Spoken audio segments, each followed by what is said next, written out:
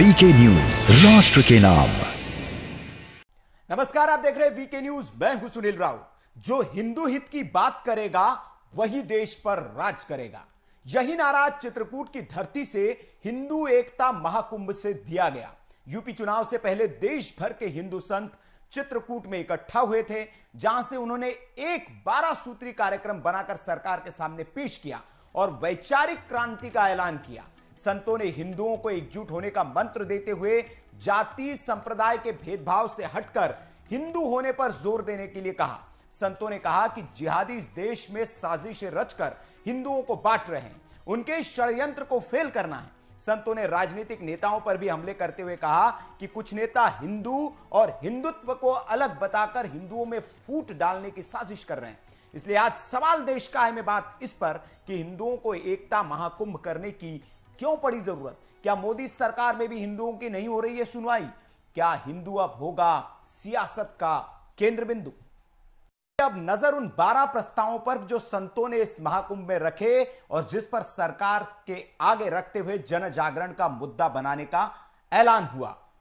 ये 12 सूत्री एजेंडा है। श्री राम मंदिरों से सरकारी नियंत्रण खत्म हो, जो मांग है धर्मांतरण का लिए कानून लाया जाए, जनसंख्या नियंत्रण कानून लाया जाए, ये यहां प्रस्ताव रखा गया। लव जिहाद के खिलाफ कानून लाया जाए, राष्ट्रवाद एवं समान नागरिक संहिता, ये 12 सूत्री एजेंडे में शामिल है। भारतीय दर्शन आधारित शिक्षा हो, मैकाले की शिक्षा पद्धति न हो, उसमें सुधार हो, गो रक्षा के लिए सरकार कदम उठाए, सामाजिक समरसता, तो प्रचार के विभिन्न माध्यमों के जरिए हिंदू धर्म की अवहेलना और दुष्प्रचार के खिलाफ भी लगाम लगाई जाए। तो ये सारे 12 सूत्रीय कार्यक्रम को लेकर आज ये हिंदू एकता महाकुंभ का आयोजन किया गया था और देश भर से संत यहां पर पहुंचे और कई बातें आज इस मंच से की गई। अब इसे राजनीतिक नजरिए से भी देखा जा रहा है। हालांकि संतों ने यह साफ कर दिया कि यह राजनीतिक आयोजन नहीं था और मंच पर किसी भी राजनीतिक व्यक्ति को भी जगह नहीं दी गई थी। कोई राजनीतिक व्यक्ति मंच पर मौजूद नहीं दिखा। हालांकि योगी आदित्यनाथ को आमंत्रण भेजा गया था एक मठ के महंत के नाते, लेकिन शायद वो किसी कारणवश वहां कार्यक्रम में नहीं पहुंच पाए।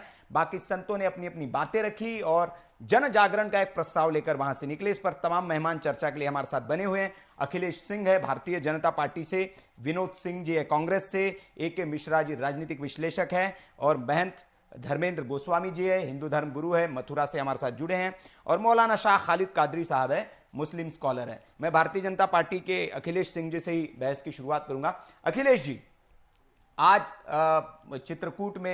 चित्रकूट के घाट पर भई संतन की भीड़, फिर एक बार संत जुटे और उन्होंने कई प्रस्ताव रखे और उन्होंने कहा कि सरकार का प्रतिरोध भी हम करेंगे क्योंकि जो हो रहा है वो ठीक नहीं हो रहा है। तो क्या यह माना जाए कि सिर्फ भारतीय जनता पार्टी हिंदू हितों की बात करती है, उस पर कोई नजर नहीं रखती है, इसलिए संतों को एकजुट होकर यह सम्मेलन करना पड़ा, महाकुंभ करना पड़ा? अखिलेश की बात करती है, लेकिन ये भी है भारतीय जनता पार्टी पूरे देश की 130 करोड़ से ज्यादा जो हमारी जनसंख्या है, इन सबका प्रतिनिधित्व भी करती है। हम चुनाव के मैदान में जाते हैं, कोई हमें वोट देता है, कोई नहीं भी देता है, लेकिन जब सत्ता के शिखर पर पहुंचते हैं, जब ये परिणाम आते हैं, तो उसके बाद देश की जितनी जनसंख्या है सबका प्रतिनिधित्व वो सरकार करती है और उसके लिए काम करती है। रही बात हिंदुत्व की, तो आपने जो आपने प्रश्न किया है उसका उत्तर भी जो आपने जो दिखाया उसी के अंदर है। ये जो सम्मेलन बुलाया गया था, ये सम्मेलन होते ही रहते हैं, संत एकत्रित होते हैं, हिंदू हितों की बात करते हैं और जहां तक इस सम्मेलन में जो प्रस्ताव लाए गए हैं उन प्रस्तावों के अंदर सामाजिक क्रांति की बात करी गई है। इसमें यह कहा गया है कि जो हमारे अंदर भेदभाव है, छुआछूत है, इसको हम समाप्त करेंगे। इसकी एक क्रांति, जिस क्रांति के अंतर्गत सामाजिक विषमता जो है वो उस विषमता को दूर करेंगे। अच्छी बात है। इस देश के अंदर जो हिंदू समाज है वो समाज सबके संरक्षण की बात करेगा, वो वसुधैव कुटुंबकम की बात भी इसमें कहेगी। अच्छी बात है। इसमें यह भी कहा गया कि हिंदू समाज जो हमेशा से एक उन्नत समाज रहा, एक विकसित समाज रहा, जिस समाज के अंतर्गत तर्क और आपस में वाजिबात करके जो समाज के लिए जो उचित होता है उसका निर्णय लेकर के हम काम करते हैं, यह समाज काम करता है। इसके लिए कहा गया कि हम ये कहा गया, इसमें तो कोई आपत्ति होनी नहीं चाहिए, क्योंकि हर समाज को इसका अधिकार है। नहीं, देखिए अखिलेश जी, ये तो हिंदू जो कुंभ एकता महाकुंभ रखा गया उसमें ये सारी बातें हुई, लेकिन जो 12 प्रस्ताव है उसमें एक प्रस्ताव ये भी है कि हिंदू के मंदिरों पर जो आप जजिया कर शब्द का इस्तेमाल किया संतों ने, जो सरकार लगाती है, उसको कब खत्म करेंगे? और बाकी धार्मिक स्थलों के लिए यह प्रावधान नहीं है, और आपकी सरकार इतने लंबे वक्त से है, ठीक है, और हिंदुओं की बात करते हैं आप हिंदुओं के वोट बैंक से ही सत्ता में आए हैं, तो संतों को यह क्यों कहना पड़ रहा है इकट्ठा होकर कि इसको भाई खत्म करिए? ये भेदभाव क्यों? देखिए, एक तो हमारा कोई वोट बैंक की राजनीति हम करते नहीं, हम पूरे सर्व समाज के काम के लिए हम राजनीति करते हैं, और समाज के एक एक व्यक्ति का, इस देश के अंदर एक एक नागरिक के संरक्षण, संवर्धन और उसके विकास की बात करते हैं, जिसमें हिंदू समाज भी है। और हमारा व्यापक हिंदुत्व जो है, व्यापक हिंदू समाज जो है, इसमें सबसे आता है और सभी मिलजुल करके सबके विकास की बात हम करते हैं। रही बात 4% टैक्स की, तो मैं आपको बता दूं, उत्तराखंड सरकार ने अभी उसको समाप्त भी किया है, कई राज्यों में समाप्त हुए हैं और कई राज्यों में अभी भी। उत्तराखंड सरकार ने तो सर लागू किया था, नया कानून बनाया था। जब संतों ने उसका विरोध किया, एकमात्र वीके न्यूज चैनल था जिसने इसका विरोध किया, डिबेट का शो किया था, हमने बहस की थी, और उसके बाद सरकार को वापस लेना पड़ा। लेकिन जो पुराना कानून है, अंग्रेज के जमाने से जो चला रहा है, उसको कब खत्म करेंगे आप? नहीं, देखिए, ये कानून अगर पहले से है, इस कानून को समाप्ति का हम एक बात कर रहे हैं कि ये जजिया टैक्स इसको नहीं कहा जा सकता है। नहीं, ये संतों की भाषा है। मैंने भी सुनिए मेरी बात को, मैंने भी इसके ऊपर डिबेट किया है, और मैंने साफ साफ कहा कि यदि इस समाज के अंदर अगर हिंदू समाज ये टैक्स देता है, और इसमें एक बात जो आप कह रहे हैं कि किसी ने कहा कि घर के अंदर भी कोई मंदिर बनाएगा तो उसको टैक्स देना पड़ेगा, मैंने साफ साफ कहा था कि ऐसा कुछ नहीं है। मैं राज्य सरकार के मंत्री से भी हमारी बात हुई है, और साफ साफ हुआ है कि कोई व्यक्तिगत मंदिर पर ये कोई टैक्स नहीं है। जो मंदिर सार्वजनिक है, जिसका रजिस्ट्रेशन हुआ है, और पंजीकृत मंदिरों में ये टैक्स लगता है, ये पुरानी परंपरा है, और इससे जो पैसे आते हैं उसको फिर अन्य में और धार्मिक कार्यों में इसका खर्च भी होता है।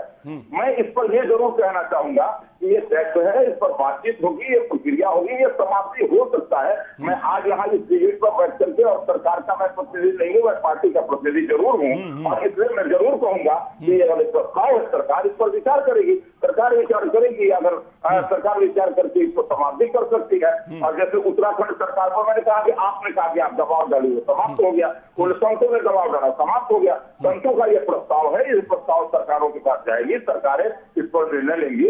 निश्चित रूप से वो भी झारखंड में बहुत सारे ऐसे कानून आए हैं जो कानून की प्रासंगिकता नहीं थी, वो समाप्त किए गए हैं। तो ये कोई बड़ी बात नहीं है, आपस में चर्चा करके इस पर भी निर्णय लिए जा सकते हैं। ये भविष्य के गर्भ में है, और ये विषय आया है तो सरकार के चलिए अखिलेश जी, अखिलेश जी, जहां तक सवाल जी मैं आ रहा हूं अखिलेश जी आपके पास। ये अच्छी बात है कि आपने कहा कि अब संज्ञान में आया है मामला, तो इस पर जरूर कार्रवाई होगी, लेकिन ये जरूर चिंता का विषय है कि ऐसे मामले कि सारे कानून अगर मोदी जी ने खत्म कर दिए, तो ये एक कानून क्यों ढोया जा रहा है जो भेदभाव पैदा करता है, जो सेकुलरिज्म के लिए भी खतरा है, इस देश के संविधान के अनुरूप भी नहीं है, क्योंकि हमारे देश का संविधान ही कहता है कि सेकुलर मुल्क है। तो सेकुलर मुल्क में तो सभी धार्मिक स्थलों पे या तो कर होना चाहिए, फिर एक धार्मिक स्थल पर कर क्यों? ये संत कह रहे हैं और इसका विरोध कर रहे हैं। उम्मीद करते हैं कि आप खत्म करेंगे। विनोद सिंह जी हमारे साथ है कांग्रेस से। विनोद जी, संतों ने आज जो समागम हुआ, इस बात पर ज्यादा जोर रहा संतों का कि जो हिंदू और हिंदुत्व को जो राहुल गांधी बांटने की जो कोशिश कर रहे हैं, जो दो शब्दों में अलग अलग करने की कोशिश कर रहे हैं, उस पर संतों ने बहुत जोर दिया। कई संतों की भाषण हमने सुनाए भी, और मैंने जो पूरे उनके भाषण सुने, उन्होंने कहा कि हिंदू और हिंदुत्व अलग अलग नहीं है।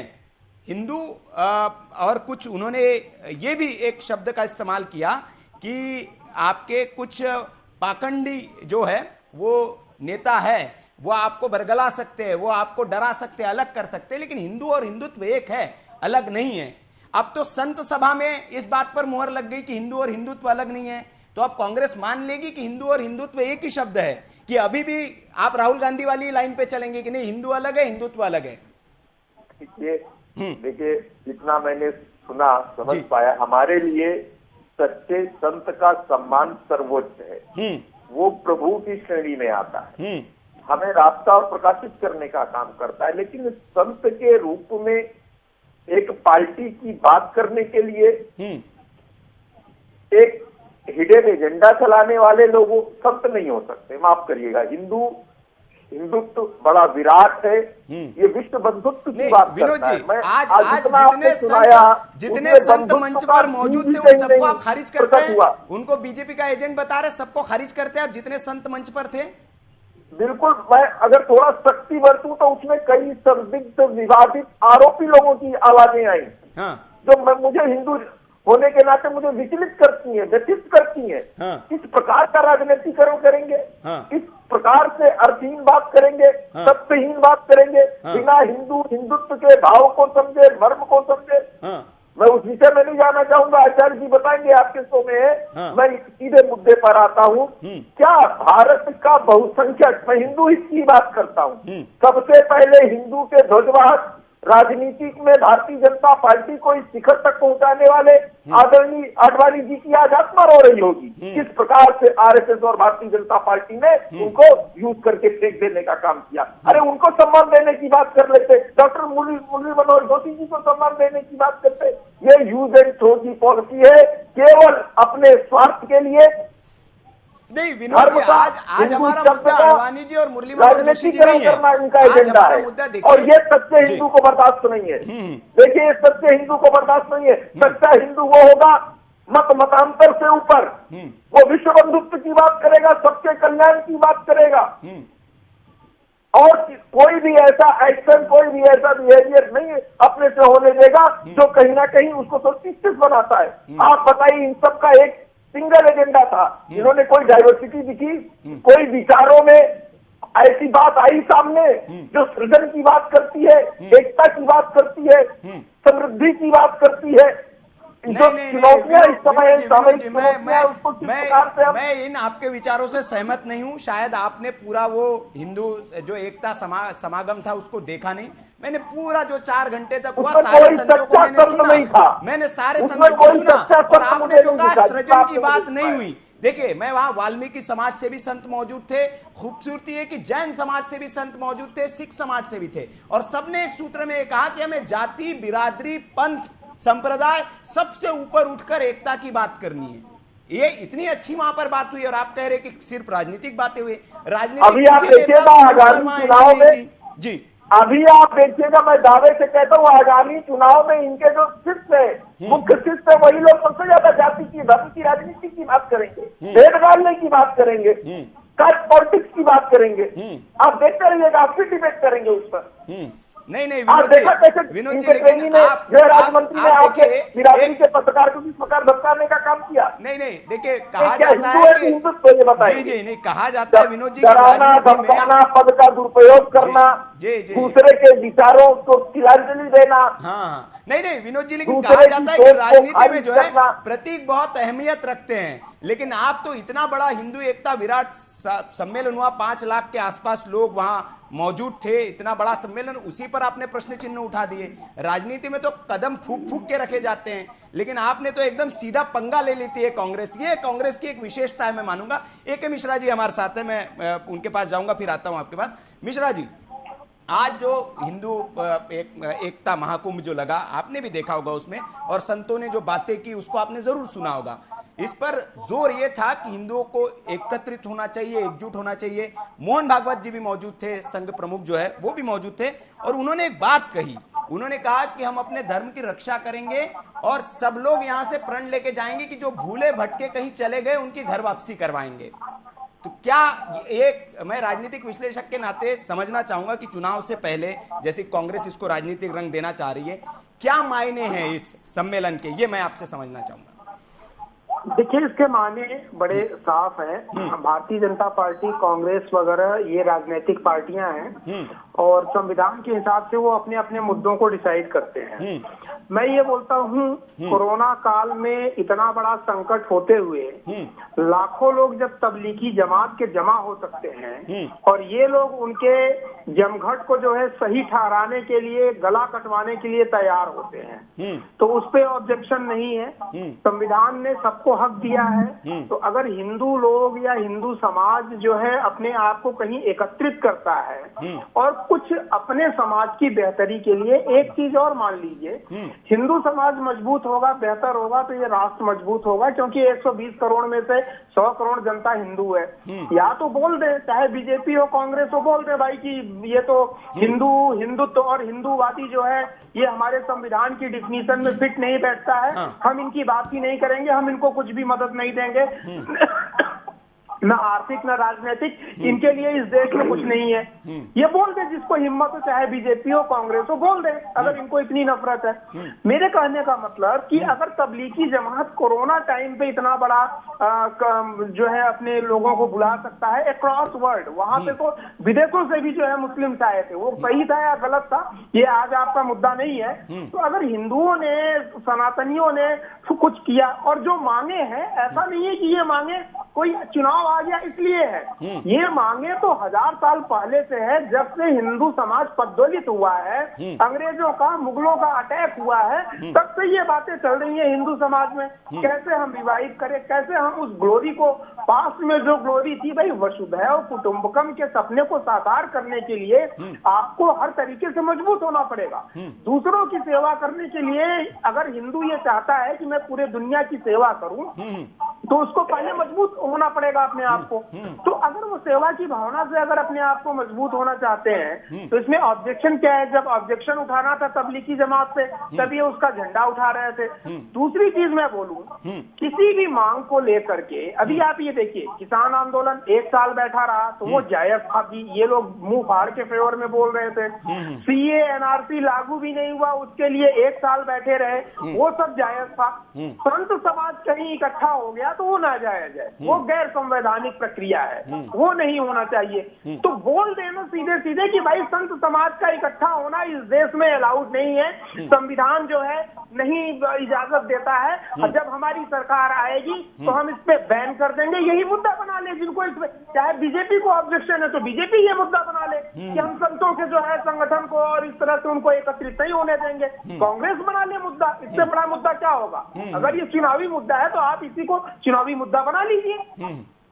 नहीं, मिश्रा जी, मैं ये समझना चाह रहा हूं आपसे एक सवाल, फिर बाकी मेहमानों के पास जाऊंगा, कि क्या जरूरत पड़ी इस वक्त में? कहा यह जाता है कि भैया ये तो हिंदू हित वाली सरकार है, दूसरा पक्ष तो यही आरोप लगाते हैं कि सिर्फ हिंदुओं की बातें करती हैं। तो ऐसी सरकार में जब मध्य प्रदेश हो, उत्तर प्रदेश हो, पड़ोसी राज्य जहां जुटे, वो मध्य प्रदेश हो या फिर केंद्र हो, तीनों जगह तो भारतीय जनता पार्टी की सरकार है, तो क्यों इकट्ठा होना पड़ा? देखिए, मैं आपको बता रहा हूँ, हिंदू समाज की आइडियोलॉजी बड़ी गहरी है, बड़ी उन्नत है, इसको सब समझ नहीं पाते हैं जी। लोग ये सोचे, कुछ दूसरे धर्म के लोग ऐसे हैं जो सरकार के भरोसे ही पलते हैं, उनकी सरकार बन गई तो उनको लकवा मार जाता है, वो बिल्कुल भी काम नहीं करते हैं क्योंकि खैरात मिलती रहती है। हिंदू समाज इतना प्रबुद्ध है कि वो तो ये चाहता है हम सरकार के भरोसे नहीं बैठेंगे जी। और ये उदाहरण है, ये हजारों साल के इतिहास से है, हिंदू समाज हमेशा अपने पौरुष के बल से जीता है, वो सरकार के सामने कटोरा लेके नहीं खड़ा होता है कि जी हमें ये सब्सिडी दे दो, हमें ये दे दो, हमें ये दे दो। तो हिंदू समाज अपने पौरुष के बल पे हिंदुओं को एकत्रित करना चाहता है, हिंदुओं का पुनरुद्धार करना चाहता है, पूरी मानवता की सेवा। किसी संत ने ये तो नहीं बोला ना कि भैया भारत सरकार से हम जो है इतने करोड़ रुपए पर मंथ का वो लेंगे, वजीफा लेंगे मंदिरों में पंडितों को पढ़ाने के लिए। किसी संत ने ये तो नहीं बोला ना कि भारत सरकार अगर हमें ये चीज नहीं देती है, जैसे एमएसपी और इन सब चीजों की बात हुई थी कि हमें इतना मुद्रा पैसा नहीं देती है हिंदुओं को या संतों को, तो हम सरकार को डीएल कर देंगे, हम इस सरकार को हटा देंगे। किसी भी संत ने पूरे भाषण में कोई व्यक्तिगत मांग की है, कोई सरकार से मदद की मांग की है? नहीं की है। सरकार कानून बनाए नहीं बनाए वो संवैधानिक प्रक्रिया है, वो क्या करेंगे। लेकिन अपने दम पे ही पहले अपना कल्याण आप मजबूत बनिए। मैंने जो एक शब्द यूज किया कि हिंदू धर्मावलंबी बड़े पौरुषवान होते हैं, ये कभी भी अपने शासकों के 100% उसके ऊपर अवलंबित नहीं रहे हैं, डिपेंडेंट नहीं रहे हैं। यही रीजन है कि हमारी सभ्यता, सनातन सभ्यता, हिंदू सभ्यता आज भी जीवित है। तो इसमें ये बोलना नहीं कि हम सरकार से मांगे, हम उनके भरोसे बैठे हुए हैं जैसे दूसरे लोग करते हैं। बिल्कुल बिल्कुल मिश्रा जी, सही कहा आपने। पूरे भाषण में कोई व्यक्तिगत या समाज से जुड़ी व्यक्तिगत जुड़ी कोई मांग नहीं थी संतों की, लेकिन उन्होंने कहा कि देश हित के लिए जो जरूरी मुद्दे हैं, राष्ट्र हित के लिए जरूरी मुद्दे हैं, उन मुद्दों पर उन्होंने ध्यान केंद्रित करा है। उसमें पर्यावरण का मुद्दा भी है, जो 12 सूत्रीय एजेंडा है उसमें पर्यावरण का मुद्दा भी शामिल है कि पर्यावरण को हम कैसे अच्छा करें, बेहतर करें, और सबके साथ सबके विकास की बात हुई इसमें। मेरे साथ मौलाना शाह खालिद कादरी भी मुस्लिम स्कॉलर है। खालिद साहब, एक मुद्दा यह भी उठा, मैं आपसे इस पर आपकी राय लेना चाहूंगा। जो संत समाज से लोग थे, अच्छी बात यह थी कि जो अल्पसंख्यक जिन्हें हम कहते हैं, उस जैन समुदाय से भी एक प्रतिनिधि वहां मौजूद थे और उन्होंने इस मुद्दे को उठाया। उन्होंने कहा कि ये जो अल्पसंख्यक जो शब्द है वो बहुत बड़ी जो एक बंटवारे की साजिश है, वो एकता में बंटवारा करता है अल्पसंख्यक जो शब्द है, और इस पर सबसे पहले रोक लगानी चाहिए। उन्होंने समान नागरिक संहिता की मांग की और एक जनसंख्या नियंत्रण कानून की मांग की, ताकि ये जो अल्पसंख्यक वाली जो एक फीलिंग आती है ना कि आपको भाई आप तो अल्पसंख्यक है, आपको एक भेदभाव वाली अलग रखने जैसी, उन्होंने कहा कि एक वो लगती है। तो क्या आप भी इससे इत्तेफाक रखते हैं कि एक अल्पसंख्यक जैसा शब्द है इसको खत्म कर देना चाहिए? क्योंकि कई राज्यों में यह भी मुद्दा उठा कि 7-8 राज्य हैं जहां पर हिंदू अल्पसंख्यक हैं, लेकिन फिर भी वहां माइनॉरिटी को अगर हम देखेंगे तो वहीं जो संविधान में बनाया हुआ है, इसको लेकर हालांकि सुप्रीम कोर्ट में एक पिटीशन भी दायर की गई है अल्पसंख्यक की परिभाषा के लिए। तो मैं आपसे समझना चाहता हूं, क्या आपका भी नजरिया यही है कि वाकई में अल्पसंख्यक बताकर एक भेदभाव होता है, इसको खत्म कर देना चाहिए और एक समान नागरिक संहिता इस देश में होनी चाहिए?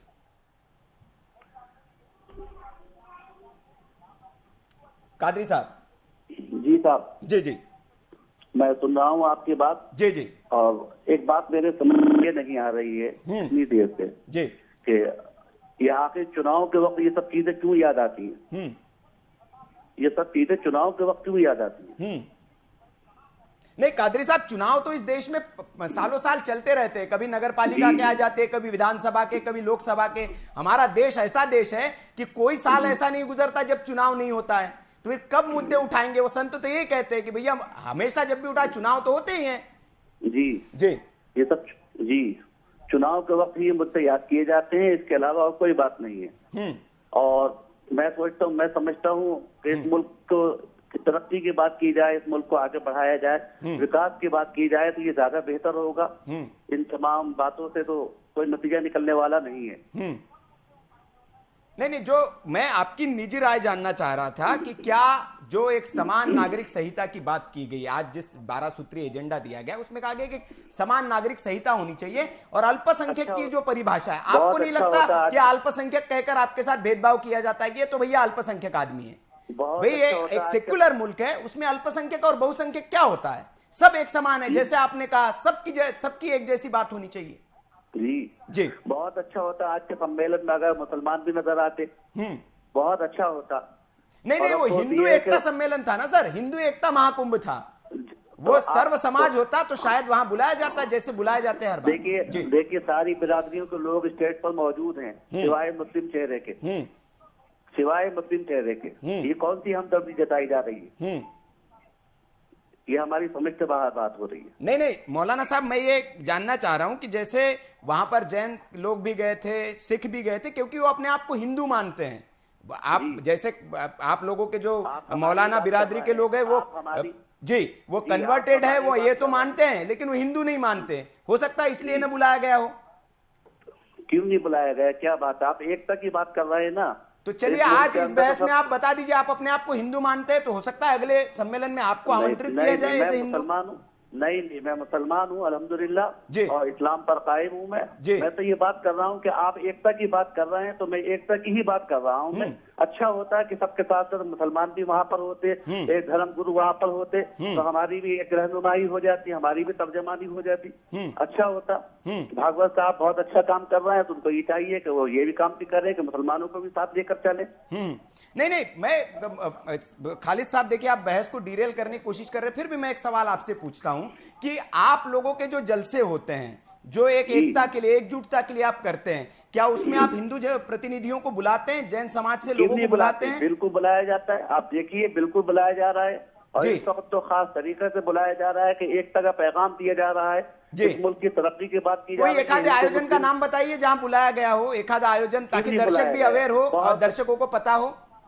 बहुत सारे प्रोग्राम में आप देख लीजिएगा। बहुत सारे तो सर एक आधा नाम बताइए ना, बहुत सारे तो फिर कह सकते हैं कि वो भी कह देंगे बहुत सारे प्रोग्राम में बुलाया जाता है, तो आप एक आधा स्पेसिफिक नाम बता दीजिए। जी, मैं बहुत सारे प्रोग्राम ऐसे हैं, मैं आपको दिखा भी दूंगा, बता भी दूंगा, लेकिन आज की बात हो रही है, आज का आप जो सम्मेलन की बात कर रहे हैं, बहुत बड़ा प्रोग्राम हुआ है, तारीखी प्रोग्राम करा है आपने। मैं मुबारकबाद देता हूँ मोहन भागवत साहब को, तो उन्होंने बहुत तारीखी प्रोग्राम करा, अच्छा प्रोग्राम किया, लेकिन बस अफसोस यही है कि एक मुस्लिम धर्म गुरु वहाँ होते, एक हमारी भी तर्जमानी हो जाती, मुल्क में एकता का पैगाम जाता, और मालूम होता कि हाँ आप सब एक हैं, और कोई नफरत की बात नहीं हो रही है। नहीं, नफरत की कोई बात नहीं हुई वहां पे नफरत की बात नहीं हुई। खालिद कादरी साहब, संघ प्रमुख ने यह जरूर कहा कि जो लोग भटक कर चले गए हैं, अब हमारी जिम्मेदारी है कि हम उनको घर वापसी कराएं, ये बात उन्होंने कहा है।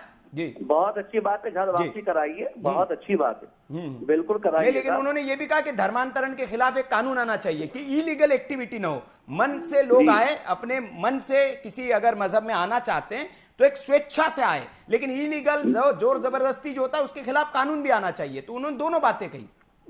मैं मिश्रा जी की बात से इत्तेफाक कर रहा हूँ, मिश्रा जी ने बहुत अच्छी बात कही है, हाँ। लेकिन बस मेरा कहने का मकसद सिर्फ यही है कि हम सब साथ हैं, साथ ही लेकर चलना चाहिए, और अच्छा होगा कि इस मुल्क को तरक्की की तरफ लेकर जाना है तो एकता की बात की जाए। नहीं, बिल्कुल बिल्कुल। और देखिए, एक रमेश भाई ओझा थे, उन्होंने बहुत अच्छी बात कही। सबसे बड़ी बात, जी, देखिए सबसे बड़ी बात, हमारे मोदी जी प्रधानमंत्री, वजीर आजम हमारे मुल्क के, सबका साथ सबका विकास का नारा लगाते हैं, और जो काम मोदी जी ने करते हैं वही काम आज भागवत जी ने कर दिया, तो इससे तो मालूम हो रहा है कि दोनों की एक ही सोच है। नहीं, वो अच्छा सोच तो है ही, वो भी संघ से ही आते हैं, सोच तो एक ही होगी। आपको पता ही होगा, प्रधानमंत्री मोदी जी भी तो संघ से ही आते हैं, तो सोच तो वही होगी, उनकी वैचारिक सोच तो एक ही होगी ना। तो ये खाली बस जुबानी खर्च हो रहा है कि सबका साथ सबका विकास। नहीं, मतलब ऐसा क्यों लगता है आपको खालिद साहब कि जो जैसे भारतीय जनता पार्टी ये क्लेम भी करती है जगह जगह पर, आज के प्रोग्राम से तो मुझे यही लग रहा है, जो आज का आपने तारीखी प्रोग्राम करा है इस मुल्क के अंदर, आज के प्रोग्राम से तो मुझे यही लग रहा है कि हमें बिल्कुल नजरअंदाज किया जा रहा है, हमें किनारा करने की कोशिश पूरी की जा रही है। खालिद साहब, एक जानकारी मैं आपको दे दूं कि काशी में एक भव्य कार्यक्रम हुआ, आपने देखा होगा टेलीविजन चैनल्स पर, उसमें प्रधानमंत्री मोदी जी ने कुछ मजदूरों के साथ बैठकर भोजन किया था, उन पर पुष्प वर्षा की थी। आपको जानकारी कि उसमें आपके मजहब से ताल्लुक रखने वाले भी कई मजदूर मौजूद थे, सैफुल्ला, अब्दुल्ला, शाहजहां, कई लोग थे, और उन्होंने इस बात को कहा कि ये पहली बार हमारे जीवन में ऐसा हो रहा है कि जीवन में हमने सबसे बड़ा मेहनताना हमें आज मिला है। तो आप कैसे कह सकते हैं कि डिवाइड एंड रूल हो रहा है? वहां पर तो देखिए, धार्मिक स्थल होने के बावजूद है, अब्दुल्ला और सैफुल्ला को बैठ के खाना खिलाया गया, उन पर पुष्प वर्षा की गई। आप कह रहे हैं कि डिवाइड एंड रूल हो रहा है। मोदी जी सभी जगह जा रहे हैं, अच्छा है कि दिल्ली की जाने मस्जिद में भी चले जाएं, बहुत अच्छा होगा। हाँ, आप बुलाएंगे उन्हें तो जरूर आएंगे, आप बुलाते ही नहीं हो कहते हैं। हाँ बिल्कुल बुलाएंगे, जो आप बुलाए नहीं बुलाए, अल्लाह का घर है, अल्लाह के घर में किसी को कोई पाबंदी नहीं है। आप जाके देखिए, लाखों हमारे हिंदू भाई वहाँ जाते हैं अदब एहतराम के साथ, उसको जाके उसका नजारा करते हैं। बेहतर होगा मोदी जी भी जाए, मुल्क में एक अच्छा पैगाम जाएगा, बहुत अच्छा होगा। नहीं, अब देखिए, बहस थोड़ी सी अलग हो जाएगी। खालिद कादरी साहब, मैं आऊंगा आपके पास। आप कहते कि मस्जिद में जाते नहीं, कर्नाटक में कुछ लोग मस्जिद में जाना चाहते थे, वो कहते थे कि चलिए भाई आप हमारे मंदिरों में आके नमाज पढ़ लीजिए, हम हनुमान चालीसा का पाठ कर लेते हैं। तो वहां तो एसडीपीआई ने धमकी दे दी कि हम आंखें निकाल लेंगे इनकी, ये जो मस्जिद आने की बात कर रहे हैं। तो आप एक तरफ तो यहाँ बात करते हैं, जो जाना चाहते हैं उनकी कहते हैं आंखें निकाल लेंगे आप, तो कैसे किसने चलेगा कहा सर ये? ऐसे काम? किसने कहा? वो मुसलमान ही नहीं होगा जिसने ये बात कही है। नहीं, एसडीपीआई के नेता है, आप हमारे चैनल पे जाके देख लीजिए, हमने उनकी बाइट अरे डाली है, साहब, पूरा वीडियो चला है। वो सियासी बात है, मैं सियासी बात नहीं कर रहा हूँ। हाँ। मैं तो यही बात कह रहा हूँ हाँ। कि मोदी जी सबका साथ सबके विकास का नारा दे रहे हैं, बहुत अच्छी बात है। और मैं यही चलिए चाहता चलिए, हूँ कि आप कह रहे हैं कि मोदी जी सिर्फ जुबानी खर्च कर रहे हैं। मैं भारतीय जनता पार्टी से इसका जवाब लूंगा। हमारे साथ हिंदू धर्म गुरु भी है महेंद्र धर्मेंद्र गोस्वामी जी। धर्मेंद्र जी, स्वागत है आपका। और आज हिंदुओं को इकट्ठा होकर जो ये आयोजन किया गया, आपने भी देखा होगा, इसमें कई तरह के मुद्दे उठाए गए। मैं धर्मेंद्र जी ये समझना चाहता हूं आपसे, क्यों ऐसा लगता है संतों को कि हिंदू जो है वो खतरे में है और हिंदुओं को एकजुट होने की जरूरत आन पड़ी है? धर्मेंद्र जी, देखिए कल भी डिबेट हुई थी वीके न्यूज पर। हमने कल भी कहा था जी कि हिंदू ही हिंदुत्व है और हिंदुत्व ही हिंदू है। वो हम कल भी बता चुके थे। जिसका भी आज हिंदू एकता महासभा ने उसको बनाया है, और इस महासभा का जो आयोजन हुआ है वो हिंदुस्तान को हिंदू राष्ट्र घोषित करने के लिए तैयारियां की जा रही हैं, और वो बहुत जल्द होगा भी। और मैं सभी को ये बताना चाहता हूँ कि शायद कांग्रेस परिवार को शायद पहला हिंदू राहुल गांधी के रूप में पहला हिंदू नेता मिला है। उससे पहले हिंदू नहीं थे उस परिवार में, जो बार बार चीखते कह रहे हैं मैं हिंदू हूँ, मैं हिंदू हूँ। और राहुल गांधी को कौन सी पाठशाला में पाठ पढ़ाया गया है कि हिंदू अलग है और हिंदुत्व अलग है? मैं उस पाठशाला को भी जानना चाहूंगा। जो इस संबंधित जानकारी रखते हैं वो भविष्य में डिबेट में आए तो मैं उनसे पूछना चाहूंगा। और अभी कांग्रेस के भी यहाँ बैठे हुए नेता, मैं अगर इनको जानकारी है तो मैं इनसे भी पूछना चाहूंगा कि उस पाठशाला का कृपया नाम बता दे। तो देखिए, सनातन संस्कृति आदिकाल से है, उसमें कोई संविधान या कोई दूसरा नियम कानून उसके ऊपर लागू नहीं होता। पहले मैं ये बताना चाहता हूँ। दूसरा सबसे बड़ा मुद्दा, आज जो हिंदू और हिंदुत्व पर चर्चा हो रही है, ये हमारे देश का, जो हिंदुस्तान का दुर्भाग्य है कि कुछ लोग ऐसी पाठशाला में पढ़ के आए हैं जो आज हिंदू और हिंदुत्व को अलग कर रहे हैं। देखिए, मैंने जन्म लिया, मैं एक इंसान हूँ, लेकिन मेरे अंदर जो इंसानियत है, जो आज मैं संत के रूप में बैठा हुआ हूँ, मेरी इंसानियत है, वो मेरा हिंदुत्व है। मैं हिंदू धर्म में जन्म लिया, वो मेरा हिंदू हूँ, लेकिन आज मैं हिंदू धर्म के अनुरूप कार्य कर रहा हूँ, वो मेरा हिंदुत्व है। अब इसको कैसे कोई अलग कर सकता है? कैसे व्यक्ति और व्यक्तित्व को अलग करने की जो विचारधारा किस पाठशाला से पढ़ाई गई है, पहले तो हमको ये बताया जाए। दूसरा, राजनीतिक संतों को रोकने की ताकत किसमें है, पहले बताइए मुझे। ये हिंदुस्तान की धरती है, भारत भूमि पे अगर संतों को रोकने के लिए अगर कोई कदम बढ़ाया जाएगा तो आप उसका अंजाम भी देख पाएंगे कि क्या होगा। नहीं, लेकिन मैन जी, कांग्रेस तो ये कह रही कि आप राजनीति कर रहे हैं, भगवा चोला आपने पहन लिया और आप राजनीति करते हैं, भारतीय जनता पार्टी के एजेंट है आप, ये कह रही है कांग्रेस। देखिए, संत समाज को राजनीति करने की आवश्यकता तो नहीं थी, लेकिन संत समाज राजनीति अब करेगा और खुल के राजनीति करेगा। किस तरीके से करेगा, मैं संक्षेप में बताऊंगा आपको। जी, सबसे पहले मैं बता देना चाहता हूँ कि सनातन धर्म का जो प्रतीक है वो भगवा है, आरएसएस का जो प्रतीक है वो भगवा है, बीजेपी का जो प्रतीक है वो भगवा है। तो राजनीति तो कर ही रहा है, संत क्यों नहीं करेगा? संत राजनीति करने का समय आ चुका है। जो अधर्म, जो महाभारत में आपने श्लोक सुना होगा, यदा यदा ये धर्मस्य, कि उसका मतलब यही है कि जब जब अधर्म बढ़ता है तब तब धर्म को अपनी रक्षा स्वयं करनी पड़ती है। तो सनातन धर्म की रक्षा के लिए जो संत समाज की जो विचारधारा है, जिसकी उत्पत्ति आदिगुरु शंकराचार्य ने भी की है, जो हमारी 4 शंकराचार्य पीठ है, हमारे बामन मठ है, हम उनके माध्यम से बता देना चाहते हैं कि धर्म के प्रति जो धर्म स्थापित हो चुके हैं और जो चल रहे हैं, हम उन पर उंगली नहीं उठाएंगे, लेकिन हमारे हिंदू और हिंदुत्व के बीच में जो भी आएगा उसका विनाश संभव है।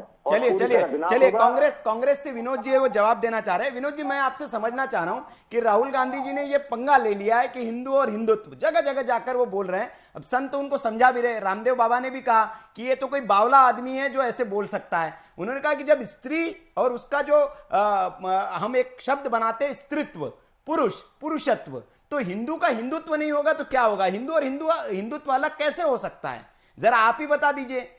वो भी कह रहे कि किस पाठशाला से पढ़ के आए राहुल गांधी जी, उस पाठशाला का नाम बता दीजिए। मैन जी पूछ रहे हैं। देखिए, अच्छा लगा, हम उस पाठशाला से पढ़ के आए हैं जो हमें बुनियादी सीख देती है, विद्या ददाति विनयम। हम उसको आत्मसात करके और वो प्रैक्टिस करते हैं, और उस त्यागी तपस्वी आदरणीय ये संत समाज के संत के चोले में बैठे हैं, लेकिन इनका एक भी मुझे निराशा हुई। मैं इनको सोच रहा था कि आपने बुलाया, आप बहुत मार्मिक, बहुत दार्शनिक लोगों को बुलाते हैं, लेकिन मैं 2-3 नंबर आपको दे दूंगा आपके सहयोग के लिए। कृपया विषय पे जिसकी पकड़ हो, जो चोला पहना है उसका कुछ अंश तो उसमें स्वभाव हो, इन्होंने डराने की, धमकाने की, उस त्यागी तपस्वी बलिदानी परिवार पे इन्होंने आक्षेप लगाने का काम किया। मुझे आपत्ति है, इसने देश के मिट्टी में अपना लहू मिलाने का काम किया है। ये ढोंगी और पाखंडी में कहूंगा तो आपको बुरा लग जाएगा। देखिए, सवाल है संत की ग्रेविटी है, गरिमा है। केवल चोला पहन लेने से आपके विचार नहीं शुद्ध हो जाते। हिंदुत्व को हम गर्द में मिला दें? क्या हम आप जैसे राजनीति चमकाने वालों के लिए काम करें? क्या आप सनातन धर्म के विरोधी हैं? आप कहिए हम सनातन धर्म के विरोधी हैं, बताइए, हम आपको जवाब देते हैं। अभी झूठे जुमले की पाठशाला में रहिए, आप लाला अभी आपने संत एकता महासभा को, अभी आपने संतों को सभी के ऊपर क्वेश्चन मार्क लगा दिया। हम कुछ नहीं बोले, चलिए कोई बात नहीं, अज्ञानता हो सकती है, लेकिन जिस सवाल को आप हमसे कह रहे हैं वो सिर्फ अज्ञानता है। आपके नेता अज्ञानी है, जो आज कह रहे हैं मैं हिंदू हूँ, जो आज कह रहे हैं कि हिंदू और हिंदू में अंतर है। आपकी अज्ञानता के आगे हिंदुस्तान नहीं झुकने वाला है। और सनातन धर्म की बात करें तो उसके लिए कोई भी संविधान में किसी भी तरीके का कोई उल्लेख नहीं है कि जो हिंदू और हिंदुत्व को बांटने का काम करेगा। आप इसको विशेष तरीके से सुन लें, कांग्रेस पार्टी के आप नेता है, आप सुन लें इस बात को कि कांग्रेस पार्टी सनातन धर्म की पार्टी नहीं है, वो इस्लामिक विचारधारा की पार्टी है। विनोद जी और महन जी, मैं दोनों से कहूंगा अपनी अपनी बारी में बात करें, अच्छे से समझ पाएंगे दर्शक। विनोद जी देखिए, ये विनोद जी जिस चोले पर उंगली उठा रहे हैं आपको शर्म आनी चाहिए। जिस चोले पर आप उंगली उठा रहे हैं, आप मुझ पर उंगली उठा रहे हैं, आप जो आज हमारी महासभा हुई है उस पर उंगली उठा रहे हैं, आप मुझे पर उंगली उठाने वाले। आपने हिंदुत्व को परिभाषित नहीं किया हुआ है। संत समाज परिभाषित करता है कि हिंदुत्व क्या है, हिंदुत्व क्या है। नहीं विनोद जी अपनी अपनी बारी में दर्शक समझ नहीं पाएंगे विनोद जी। लेकिन ये गलत बात है कि आपने पूरे हिंदू जो एकता महाकुंभ हुआ वहां बैठे संतों को नकार दिया, अब जो धर्मगुरु बैठे उनको भी आप नकार दे रहे हैं। जो आपके खिलाफ बोले, उधर राहुल गांधी जी कहते हैं कि इस देश में हिंदुओं का राज लाना है, तो ये दोहरी पटरी पर कब तक चल पाएगी सर कांग्रेस? इधर या उधर तो होना पड़ेगा ना आपको नहीं लगता ये घातक है? विनोद जी ये बताइए, हिंदू धर्म पर ज्ञान और सर्टिफिकेट जो लोग भारतीय जनता पार्टी के चमचे हैं, एजेंडे हैं, टोला पहन के बैठे, उनसे हिंदू समाज को सर्टिफिकेट लेना पड़ेगा क्या? हिंदू समाज की इतनी न्यूनतम स्तर पर इन्होंने समझ लिया है क्या? हिंदू धर्म के विराट दर्शन को नहीं इनको मालूम है? विश्व बंधुत्व की बात नहीं, इनमें दया करूंगा प्रेम बंधुत्व की भाषा नहीं है। किस प्रकार धमकाने का, डराने का काम करते हैं। नहीं, किसको धमकाया उन्होंने कहा किसको धमकाया विनोद जी? नहीं, उन्होंने किसको धमकाया डिबेट में? लोगों की बेहतरी के लिए काम किया हो। हाँ, नहीं उन्होंने धमकाया था, वो अपनी बात रख रहे विनोद जी, जैसे आप अपनी बात रख रहे हैं वो अपनी बात रख रहे हैं। बनेंगे किसी पार्टी का और अपने आप को हिंदू धर्म सनातन धर्म के विरुद्ध काम करेगा, जो आवाज लगाएगा उस आवाज को रोकने का काम। विनोद जी ऐसा नहीं हो सकता ना कि सबकी विचारधारा आपके और राहुल गांधी जी के मुताबिक हो। सबकी विचारधारा आपके और राहुल गांधी जी के मुताबिक नहीं हो सकती ना, उनके निजी विचार है, वो प्रकट कर रहे हैं, उनको आप धमकाना कैसे कह सकते हैं? पात्रता नहीं है, इनकी पात्रता नहीं है। चलिए विनोद जी और महन जी, मैं थोड़ा आप शांत हो जाए दोनों। मैं आपके पास आऊंगा। भारतीय जनता पार्टी से अखिलेश जी कुछ कहना चाह रहे हैं, फिर मिश्रा जी के पास जाऊंगा। मिश्रा जी ने भी कुछ पॉइंट उठाने की कोशिश की। जी अखिलेश जी बोलिए, आप कुछ कहना चाह रहे थे। देखिए, एक तो मैं उस समय से डिबेट सुन रहा हूँ, मेरे कांग्रेस के मित्र उस समय से तिल मिला है, थोड़ा आपा भी खो गए। और मैं समझता हूँ कि देश के अंदर हिंदुओं की एक सभा क्या हो गई, हिंदुओं का एक सम्मेलन क्या हो गया, इतनी बेचैनी हो गई।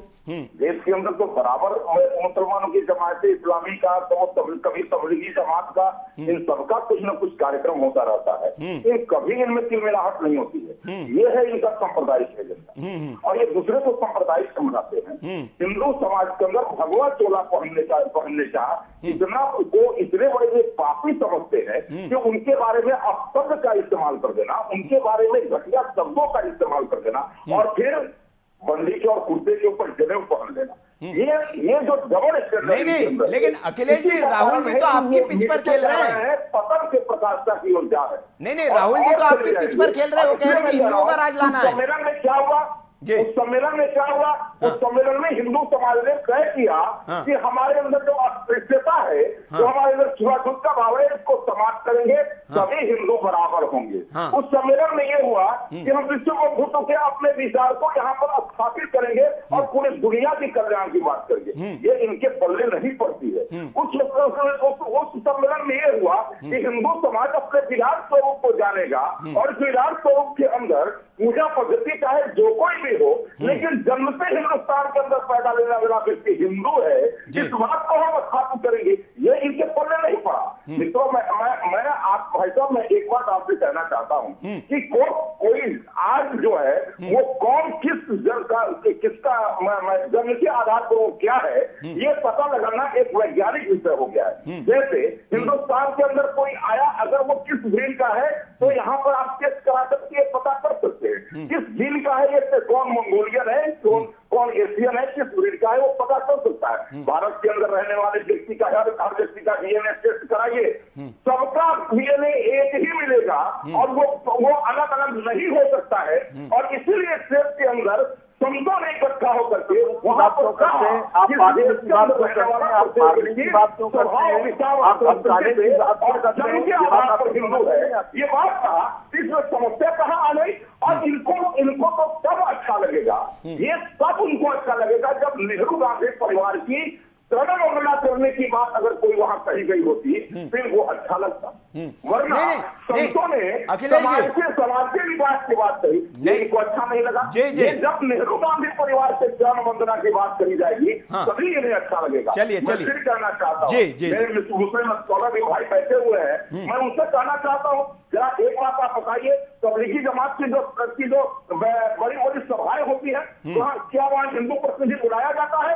जमात इस्लामिया क्या वहाँ पर हिंदू प्रतिनिधि को कभी बुलाता है? मैं दावे के साथ कहता हूँ कभी नहीं बुलाता है। और ये हिंदू समाज के कल्याण की बात के लिए, हिंदू समाज को पूरे विश्व का कल्याण कर सके, इसके लिए यह बैठक बुलाई गई थी, इसके लिए सभा बुलाई गई थी। इसमें किसी को क्या आपत्ति हो सकती है? लेकिन मैं एक बात और कहना चाहता हूँ, ये चुनाव से इसका कोई लेना देना नहीं है। चुनाव आएंगे और जाएंगे। हिंदू समाज इस देश का सनातन समाज है और इस हिंदू समाज का की जो व्यापकता है, इस व्यापकता में डीएनए के आधार पर इस देश में पैदा लेने वाला प्रत्येक व्यक्ति स्वभाव, संस्कृति और जन्म के आधार पर हिंदू है। ये बात तो है कही गई है कि किसी को कोई आपत्ति नहीं हो सकती है। यदि आपत्ति है तो मैं मान लूंगा कि कहीं ना कहीं कोई खोट है। चलिए कहीं ना कहीं कोई खोट है। मैं कांग्रेस से इसका जवाब लूंगा। अखिलेश जी, मैं मिश्रा जी के पास जाऊं। मिश्रा जी कुछ कहना चाह रहे थे। मिश्रा जी, आप जो कहना चाह रहे हो कहे, लेकिन एक सवाल मेरा इसमें यह भी है कि जैसे वाल्मीकि समाज से भी संत पहुंचे थे और वो मंच पर आए तो उन्होंने एक बात कही, उनका मैं भाषण सुन रहा था, तो उन्होंने कहा कि इस देश में हिंदुओं को ही बांटने का एक वर्ग है जो कोशिश कर रहा है और उससे हमें बचना है। दलित, पिछड़ा और जाति और संप्रदाय के इसमें बांटने की कोशिश की जा रही है। इसी से ऊपर उठकर हमें हिंदू एकजुटता करना है। तो क्या लगता है आपको, ये कौन लोग हैं जो इस तरह के, और इससे क्या फायदा उन लोगों को?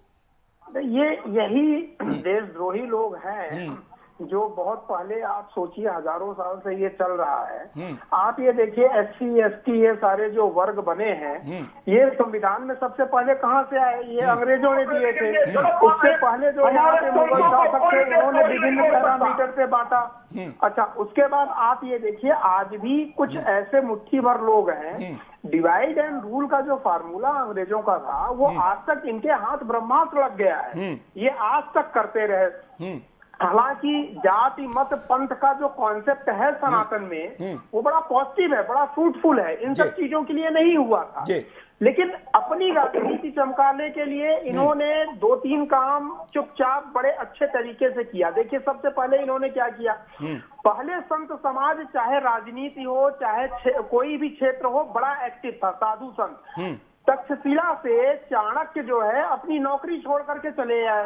राजा जनक एक राजा थे लेकिन वो बहुत बड़े संत थे। कृष्ण जो है सबसे बड़े योगी थे। संत हमेशा से ही समाज को, देश की राजनीति को दिशा निर्देश देते रहे। शासकों ने गुलामी के दौरान इन्होंने ये देखा कि ये संत समाज ही इस देश की समृद्धि का सबसे बड़ा कारण है, सबसे बड़ा मजबूत अवलंबन है। जैसे आज बोलते हैं ना, कार्यपालिका, विधायिका और मीडिया भी एक जो है लोकतंत्र, मजबूत लोकतंत्र का एक खंभा मीडिया भी है। तो मजबूत राष्ट्र का जो सबसे मजबूत खंभा था, जिसपे पूरा राष्ट्र, उसकी अवधारणा, उसका इकोनॉमिक डेवलपमेंट, उसकी सोशल डेवलपमेंट जो थी, वो थी संत समाज और उनकी मान्यताएं। इसीलिए संत समाज केवल समाज से अपने भरण पोषण के लिए जो है चीजें लेता था, ताकि जिंदगी चलती रहे। रिसर्च करके वो समाज को गाइडलाइन देते थे। मैं आपको एग्जाम्पल बताता हूँ, ये जितने भी हम लोगों के यहाँ लोकाचार होते हैं, विवाह में जो मान्यताएं हैं, जो सिस्टम है, वो याज्ञवल्क्य जो एक संत थे, एक ऋषि थे, उनके सिद्धांत के अनुसार होते हैं। तो मुगलों ने, अंग्रेजों ने धीरे धीरे करके केवल ये कर दिया कि धर्म को हमारे समाज से अलग कर दिया कि भाई आप साधु संत हो तो आप नदी के किनारे रहो, आप अपने आश्रम में रहो, देश कैसे चलता है इससे आपको क्या मतलब है? बहुत बड़ा मतलब है। भारत अगर सोने की चिड़िया थी, जब हम पराकाष्ठा पे थे, हम हर गांव में विद्यालय होता था, यहाँ कोई निरक्षर नहीं मिलता था, यहाँ कोई भिखारी नहीं मिलता था। तो उसके पीछे जो आइडियोलॉजी थी, जो सिद्धांत काम करता था, किसी भी सोशल साइंटिस्ट से पूछ लीजिए, समाज विज्ञानी से पूछ लीजिए, समाज की अवधारणा का जो अवलंबन संत समाज ने दिया था, जिसके कारण भारत पूरा विश्व गुरु बना था, आर्थिक मामले में, राजनीतिक मामले में, हर मामले में। इन्होंने देखा कि ये सबसे बड़ी मजबूती हिंदुस्तान की यही है। इन्होंने धीरे धीरे करके चतुराई से, कर छल छल से जो है संतों को हाशिए पे कर दिया। अब वो पुनर्जागरण का काल आ गया है।